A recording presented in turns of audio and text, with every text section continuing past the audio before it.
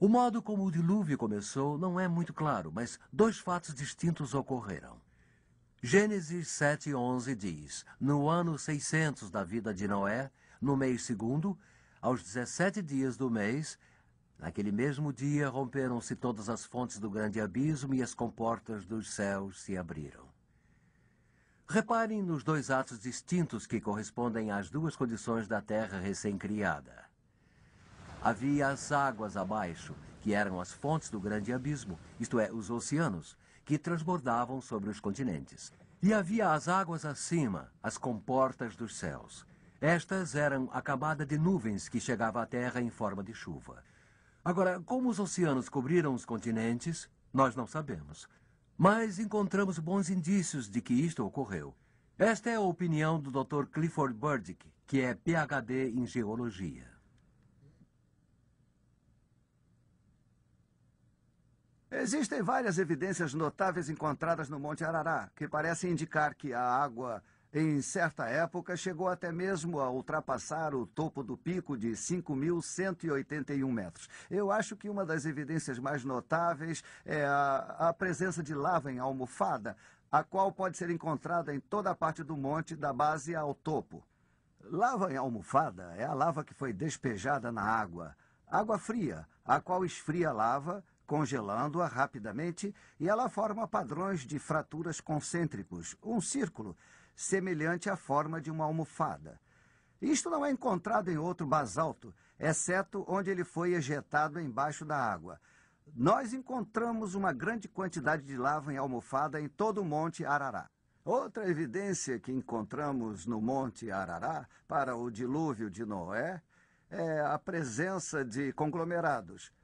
Conglomerados são rochas sedimentares cimentadas com partículas distintas de rochas que, na verdade, foram arredondadas ao rolar em correntezas. Eu as vi a 3.962 metros no Monte Arará. Nós encontramos grandes pedaços de rocha que são arredondados, unidos a pedaços pequenos, formando um único bloco. E é isto que chamamos de conglomerado. É uma rocha sedimentar formada embaixo d'água. Eu acho que uma das mais espetaculares e talvez esclarecedoras evidências do dilúvio, de que as águas do dilúvio cobriram o monte, foi a descoberta que nós fizemos na parte ocidental do monte. Nós encontramos um imenso depósito salino de algumas centenas de metros de espessura em uma elevação de aproximadamente 1.828 metros. E nós entramos na caverna e coletamos amostras de belos cristais como este. Agora, isto foi formado, é claro, quando o oceano estava a 1.828 metros acima do nível atual. Então, algumas pessoas têm perguntado, isto não pode ter sido formado na água doce? De jeito nenhum, porque a água doce não conteria sal algum. Isto certamente veio do oceano, indicando que o oceano esteve em certa época acima daquele nível.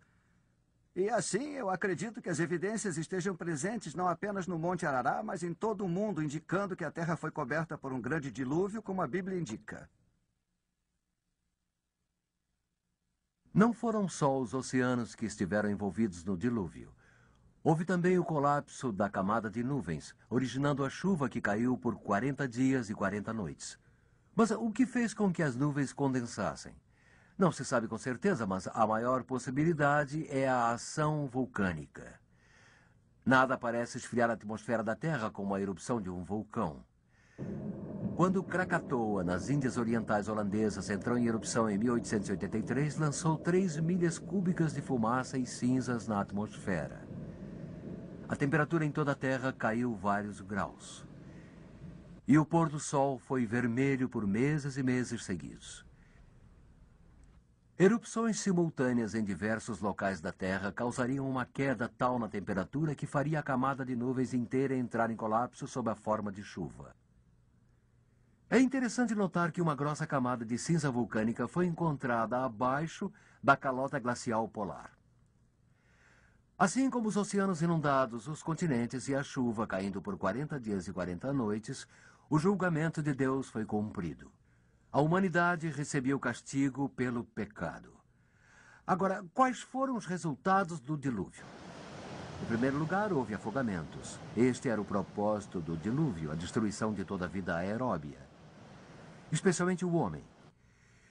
Esta foi a maior catástrofe na história do mundo e foi ocasionada pelo pecado do homem e sua rebelião contra Deus.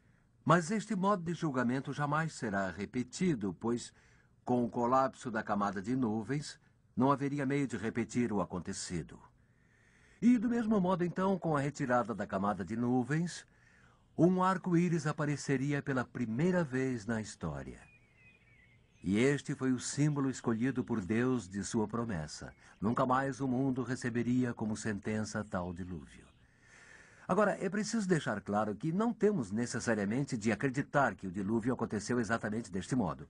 O que estamos tentando mostrar é que o dilúvio foi cientificamente possível, pois muitos pensam que era totalmente impossível. Isto nos fornece uma alternativa plausível.